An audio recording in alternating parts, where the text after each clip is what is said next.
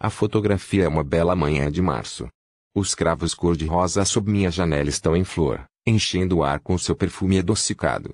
Se eu me debruçar no peitoril e olhar para o canteiro, consigo ver as pétalas, brilhando ao sol. Os pessegueiros virão em seguida, depois o jasmineiro. Todo ano é a mesma coisa, e vai continuar a ser igual por muitos anos. Muito depois de eu estar aqui para me deliciar com eles. Eternamente jovens, eternamente esperançosos, sempre ingênuos. Estive pensando em mamãe. Na fotografia do álbum de Lady Violette. Porque eu a vi, sabe? Poucos meses depois de Ana tê-la mencionado naquele dia de verão perto da fonte. Era setembro de 1916.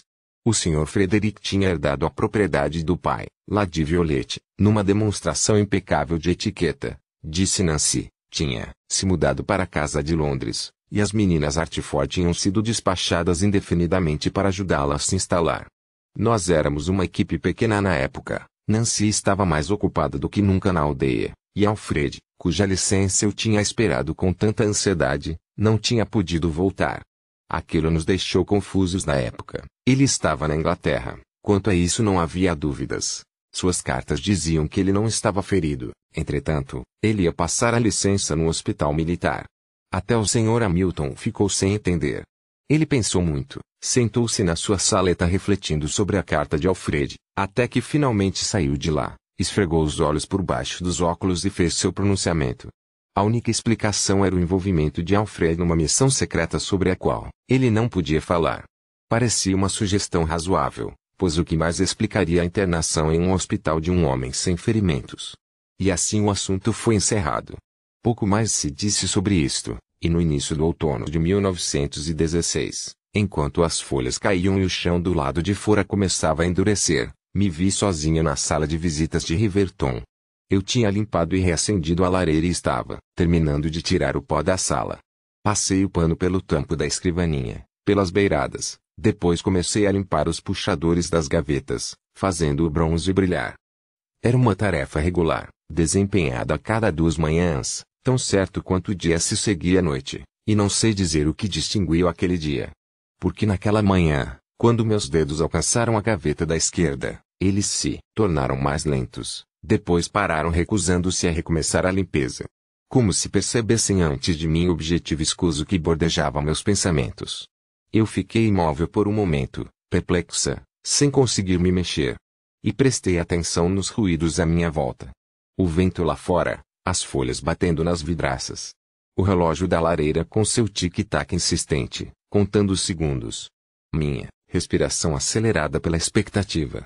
Com os dedos tremendo, eu comecei a abrir a gaveta. Devagar, cautelosamente, agindo e observando a mim mesma ao mesmo tempo. A gaveta abriu até o meio e se inclinou no trilho, o conteúdo escorregando para frente. Eu parei. Escutei. Certifiquei-me de que ainda estava sozinha. Então espiei para dentro. Sob um conjunto de canetas e um par de luvas, lá estava ele, o álbum de Lady Violette. Sem tempo para hesitações, com a gaveta já aberta, o sangue pulsando em meus ouvidos, tirei o álbum da gaveta e o coloquei no chão. Folheei as páginas, fotografias, convites, cardápios, anotações, examinando as datas, 1896, 1897, 1898. Lá estava ela, a fotografia da família e da criadagem de 1899, sua forma familiar mas suas proporções diferentes. 2 longas fileiras de criados de rostos sérios complementando a fileira da frente onde estava a família. Lord Ladysbury, o major de uniforme, o Sr. Frederick, todos muito mais jovens e menos acabados gemi-me uma mulher desconhecida que eu supus ser Penélope, a esposa falecida do Sr. Frederick, ambas grávidas. Uma daquelas barrigas era Ana, eu me dei conta, a outra, um menino condenado cujo sangue um dia iria matá-lo. Uma criança solitária estava no final da fila, perto da babá Brown, já bem velha. Um meninozinho louro, Davi. Cheio de vida e de luz, ditosamente ignorante do que o futuro reservava para ele. Deixei meu olhar passear de rosto em rosto e depois sobre as fileiras de criados atrás. Sr. Hamilton, Sra. Townsend, Dudley. Prendi a respiração. Meus olhos encontraram os de uma jovem arrumadeira. Não havia como não reconhecê-la. Não porque ela se parecesse com mamãe, longe disso. Mas porque ela se parecia comigo. O cabelo e os olhos eram mais escuros, mas a semelhança era fantástica. O mesmo pescoço comprido, o queixo com uma covinha na ponta, sobrancelhas curvadas, dando uma permanente impressão de determinação. O mais surpreendente de tudo, porém, muito mais do que nossa semelhança, mamãe estava sorrindo. Ah, não que você percebesse a não ser que a conhecesse muito bem. Não era um sorriso de alegria ou de etiqueta social. Era um sorriso ligeiro, pouco mais do que um tremor muscular, facilmente confundido com um truque da luz por aqueles que não a conhecessem. Mas eu vi. Mamãe estava sorrindo para si mesma. Sorrindo como alguém que tem um segredo. Sinto muito, Marcus, pela interrupção, mas recebi uma visita inesperada. Eu estava sentada aqui, admirando os cravos, contando-lhe sobre mamãe, quando alguém bateu à porta. Eu achei que fosse Silvia, que tinha vindo para me contar sobre o seu amigo ou para reclamar de um dos outros residentes, mas não era. Era Ursula, a cineasta. Eu já falei nela antes, não foi? Espero não estar incomodando o traço, ela disse. Não, eu disse, largando o gravador. Não vou me demorar. Eu estava aqui por perto e achei que era bobagem voltar para Londres sem dar um pulo até aqui antes. Você esteve na casa. Ela sentiu. Nós estávamos filmando uma cena nos jardins. A luz estava simplesmente perfeita. Eu perguntei a ela sobre a cena, curiosa em saber qual é parte da história que havia sido reconstituída. Foi uma cena de namoro, uma cena romântica. Na realidade, é uma das minhas favoritas. Ela enrubesceu, sacudiu a cabeça e sua franja balançou como se fosse uma cortina. É bobagem. Eu escrevi as falas, conhecia-as quando não passavam de linhas pretas no papel branco, reescrevi-as uma centena de vezes. Entretanto, fiquei comovida ao ouvi-las hoje. Você é uma romântica, eu disse. Acho que, sim. Ela inclinou a cabeça de lado. Ridículo, não é? Eu não conheci o verdadeiro Robin Ter, criei uma versão dele a partir de sua poesia, do que outras pessoas escreveram sobre ele. No entanto, eu acho, ela parou, ergueu uma sobrancelha, troçando de si mesma. Acho que estou apaixonada por uma figura que eu mesma criei. E como é o seu Robin? Ele é apaixonado. Criativo. Dedicado. Ela descansou o queixo na mão e refletiu. Mas acho que o que eu mais admiro nele é a sua esperança. Uma esperança tão frágil. Dizem que ele foi um poeta da desilusão, mas não tenho tanta certeza. Sempre vi algo de positivo em seus poemas. O modo como ele percebeu a oportunidade no meio do horror que vivenciou. Ela sacudiu a cabeça, estreitando os olhos. Deve ter sido tremendamente difícil. Um rapaz sensível no meio de um conflito tão devastador. É um espanto que qualquer um deles tenha sido capaz de retomar a vida, de continuar do ponto em que havia deixado. Amar de novo. Um dia eu fui amada por um jovem assim, eu disse. Ele foi para a guerra e nós trocamos cartas. Foi por meio dessas cartas que compreendi o que sentia por ele. E ele por mim. Ele estava mudado quando voltou. Ah, sim, eu disse baixinho. Todos voltaram mudados. Ela perguntou, com delicadeza, quando foi que você o perdeu? O seu marido. Eu levei alguns instantes para entender o que ela estava dizendo. Ah, não, eu disse. Ele não era meu marido. Alfred e eu nunca nos casamos. Ah, desculpe, eu pensei. Ela indicou o retrato de casamento em cima da minha penteadeira. Eu sacudi a cabeça. Aquele não é Alfred, é John, o pai de Ruth. Ele e eu nos casamos, sim. Deus sabe que não deveríamos ter feito isso. Ela ergueu as sobrancelhas numa interrogação. John dançava muito bem e era um amante fantástico, mas não era grande coisa como marido. E eu também não era grande coisa como esposa. Eu nunca pretendi me casar, sabe?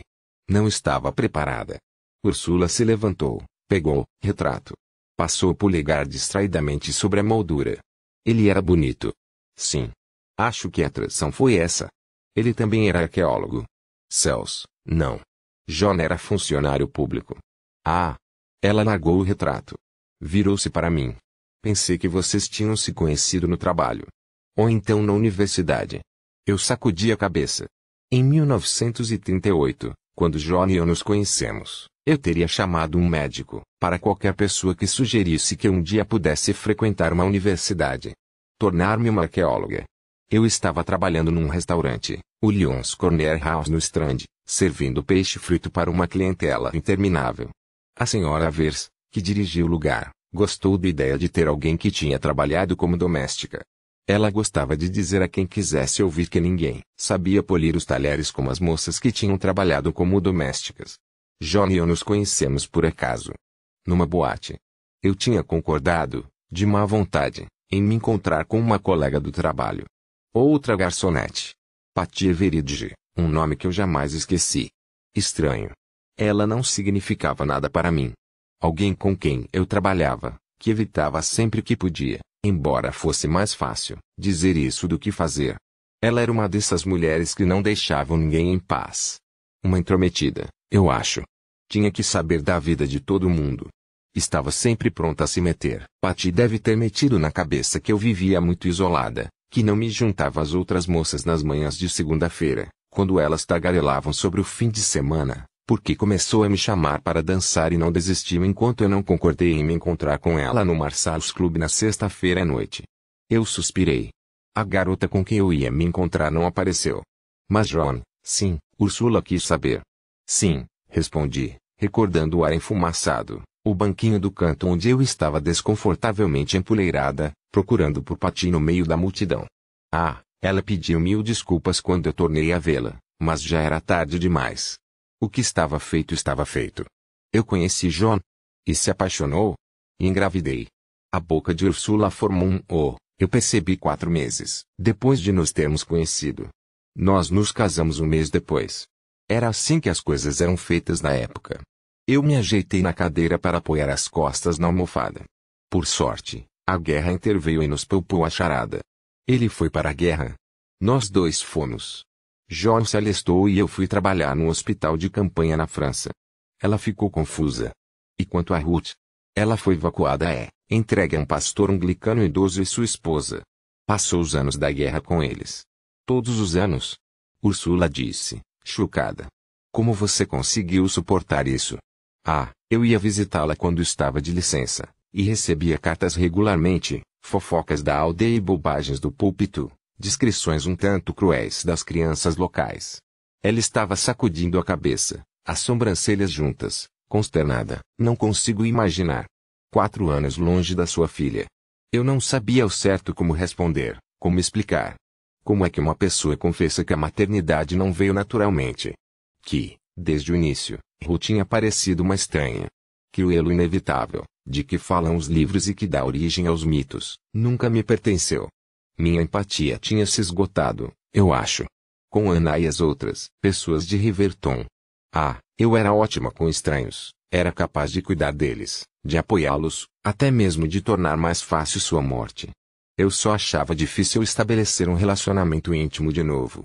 Preferia ter conhecidos. Estava totalmente despreparada para as exigências emocionais da maternidade. Ursula me salvou de ter que responder. Suponho que houvesse uma guerra acontecendo, ela disse com tristeza. Era preciso fazer sacrifícios. Ela apertou minha mão. Eu sorri, tentei não me sentir falsa. Imaginei o que ela pensaria se soubesse que, longe de me arrepender da minha decisão de mandar Ruth para longe, eu tinha adorado a oportunidade de fugir. Que depois de uma década de empregos tediosos e relacionamentos vazios, incapaz de esquecer o que tinha acontecido em Riverton, eu tinha encontrado na guerra um objetivo de vida. Então foi depois da guerra que você resolveu ser arqueóloga? Sim, eu disse, com uma voz rouca. Depois da guerra. Por que arqueologia? A resposta a essa pergunta é tão complicada que eu só pude dizer, eu tive uma manifestação divina. Ela ficou encantada. E mesmo. Durante a guerra. Havia tanta morte. Tanta destruição. As coisas de certa forma ficaram mais claras. Sim, ela disse. Posso imaginar. Eu me vi refletindo sobre a impermanência das coisas. Um dia, pensei, as pessoas terão esquecido que tudo isto aconteceu. Esta guerra, estas mortes, esta devastação. Ah, não no começo, mas no final a lembrança vai desaparecer. Vai ficar alojada no meio das camadas do passado. A selvageria e os horrores da guerra vão ser substituídos, na imaginação popular por outros ainda por vir. Ursula sacudiu a cabeça. É difícil de imaginar. Mas certo de acontecer. As guerras púnicas em Cartago, a Guerra do Peloponeso, a Batalha de Artemisium. todas reduzidas a capítulos em livros de história. Eu fiz uma pausa. A veemência me havia cansado, tirado o meu fôlego. Não estou acostumada a falar tantas palavras em rápida sucessão. Quando falei, minha voz estava esganiçada. Fiquei obcecada em descobrir o passado. Em enfrentar o passado. Ursula sorriu, com um brilho em seus olhos escuros. Sei exatamente o que você quer dizer. É por isso que eu faço filmes históricos. Você revela o passado, e eu tento recriá-lo. Sim, eu disse. Não tinha pensado nisso dessa forma. Ursula sacudiu a cabeça. Eu admiro você, Grace. Você realizou tanto na vida. Ilusão temporal, eu disse, sacudindo os ombros.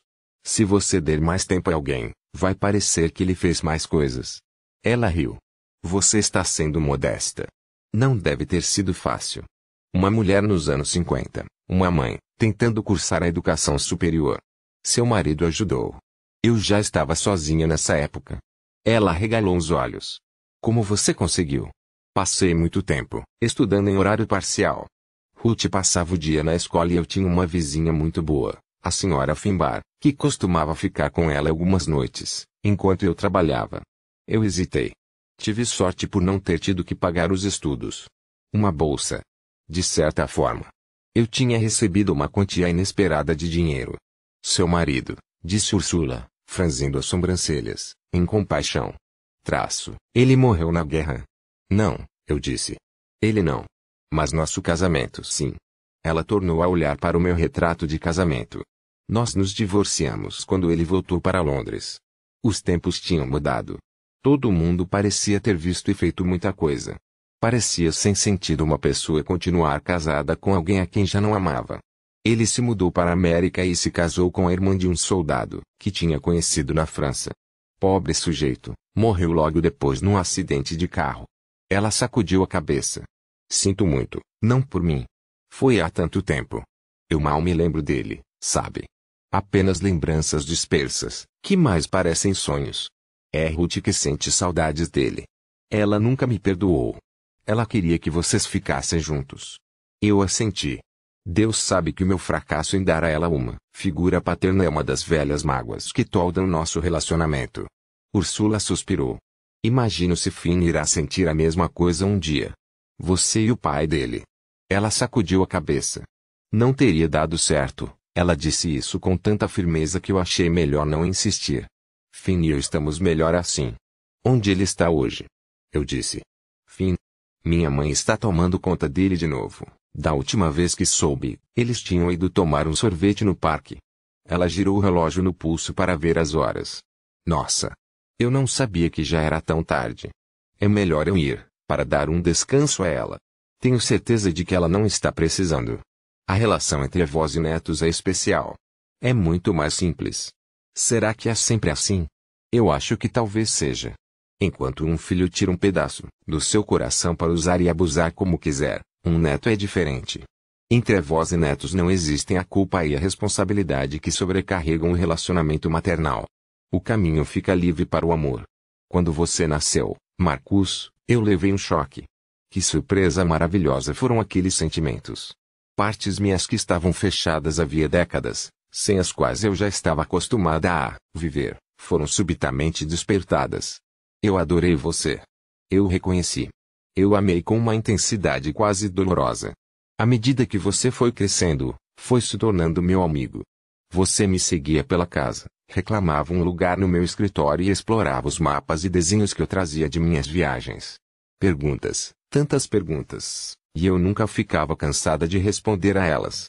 Na realidade, eu me permito a vaidade de achar que sou responsável, em parte, pelo homem culto e educado que você se tornou. Elas devem estar por aqui, em algum lugar, disse Ursula, procurando as chaves do carro na bolsa, preparando-se para partir. Eu fui tomada de um súbito impulso para fazê-la ficar. Sabe, eu tenho um neto, Marcus. Ele escreve romances policiais.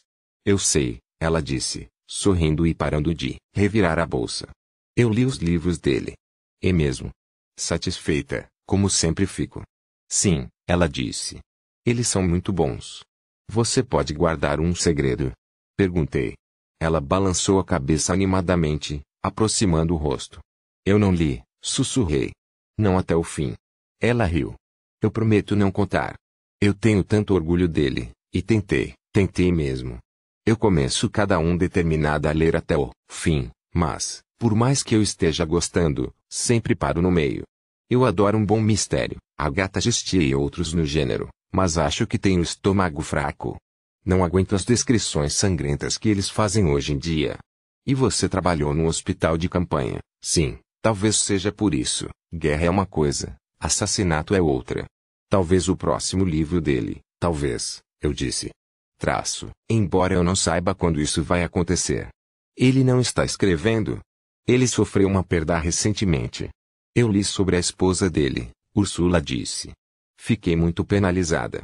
Um aneurisma, não foi? Sim. Terrivelmente súbito. Ursula concordou com a cabeça. Meu pai morreu do mesmo jeito. Eu tinha 14 anos. Estava num acampamento com a escola. Ela suspirou. Só me contaram quando cheguei de volta na escola. Eu tinha brigado com ele antes de viajar. Algum motivo ridículo. Nem me lembro mais. Eu bati a porta do carro e não olhei para trás. Você era muito jovem. Todos os jovens são assim. Eu ainda penso nele todo dia. Ela fechou os olhos, depois tornou a abri-los. Afastou as lembranças. E o Marcus? Como ele está? Ele aceitou muito mal. Culpa a si mesmo. Ela assentiu, sem se espantar. Parecia entender a culpa e suas peculiaridades. Eu não sei onde ele está, eu disse então. Ursula olhou para mim. Como assim? Ele desapareceu. Nem Ruth nem eu sabemos onde ele está. Já faz quase um ano que partiu. Ela ficou perplexa. Mas... ele está bem? Você teve notícias dele? Seus olhos estavam tentando ler os meus. Um telefonema. Uma carta. Cartões postais. Ele mandou alguns cartões. Mas sem endereço para a resposta. Acho que não quer ser encontrado. Ah, Grace, ela disse, olhando-me com seus olhos bondosos. Eu sinto tanto. Eu também, eu disse. E foi então que contei a ela sobre as fitas. Sobre o quanto eu preciso encontrá-lo. Eu não consigo pensar em outra coisa. É a melhor coisa a fazer, ela disse enfaticamente. Para onde você está, mandando as fitas? Eu tenho um endereço na Califórnia. Um amigo dele de anos atrás. Eu mando as fitas para lá, mas não sei se ele recebe. Aposto que sim, ela disse. Eram meras palavras, bem intencionadas, mas eu precisava ouvir mais. Você acha? Eu disse. Sim, ela disse com firmeza, com uma certeza juvenil. Acho sim. E sei que ele vai voltar. Ele só precisa de espaço e de tempo para perceber que a culpa não foi dele. Que não havia nada que pudesse fazer para mudar o que aconteceu. Ela se levantou e se inclinou sobre a minha cama. Pegou meu gravador e colocou delicadamente sobre o meu colo. Continue falando com ele, Grace, ela acrescentou, e então se debruçou e me beijou no rosto. Ele vai voltar para casa. Você vai ver. Pronto. Eu me desviei do meu objetivo. Estou contando coisas que você já sabe. Por egoísmo da minha parte, Deus sabe que eu não tenho tempo para essas distrações. A guerra estava consumindo os campos de Flandres, o Major e Lord Ashbury ainda estavam quentes em seus túmulos, e 2 anos de matança ainda estavam por vir. Tanta devastação. Jovens rapazes dos confins da terra dançando a dança sangrenta da morte. O Major e, então, em outubro de 1917, empachando ele, Davi. Não. Não tenho estômago nem desejo de revivê-los. Basta dizer que aconteceram. Vamos voltar a Riverton. Janeiro de 1919. A guerra terminou e Amina e Emmeline, que passaram os 2 últimos anos em Londres, na casa de Lady Violette, acabaram de chegar para morar com o pai. Mas elas estão mudadas, cresceram desde a última vez que nos vimos. Anna tem 18 anos, está para debutar na sociedade. Emmeline, com 14 anos, pendura-se na beirada de um mundo adulto em que está impaciente para entrar. Acabaram-se os jogos do ano retrasado. Desde a morte de Davi, o jogo terminou. Regra número 3, só 13 podem jogar.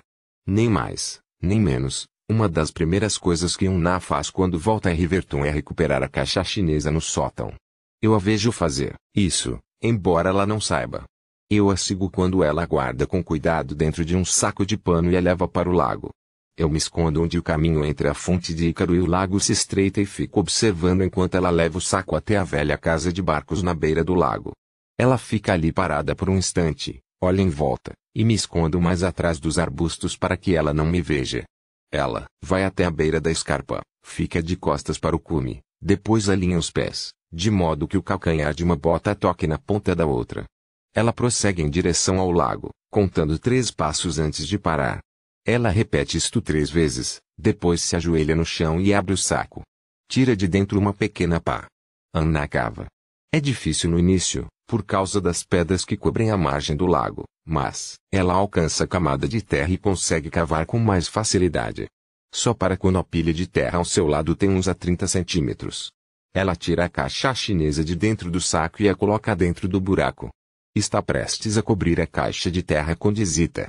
Torna a tirar a caixa, abre e retira um dos livrinhos. Ela abre o medalhão que usa em volta do pescoço e o esconde lá dentro. Depois, põe a caixa no buraco e acaba de enterrá-la. Então eu deixo sozinha na margem do lago. O Sr. Hamilton vai sentir a minha falta se eu ficar muito tempo ali, e ele não está para brincadeiras. No andar de baixo, a cozinha de Riverton está em grande atividade. Está sendo preparado o primeiro jantar de gala desde que a guerra começou, e o Sr. Hamilton me nos avisou que os convidados desta noite são muito importantes para o futuro da família. E eram. Nós nunca poderíamos imaginar o quanto eles eram importantes.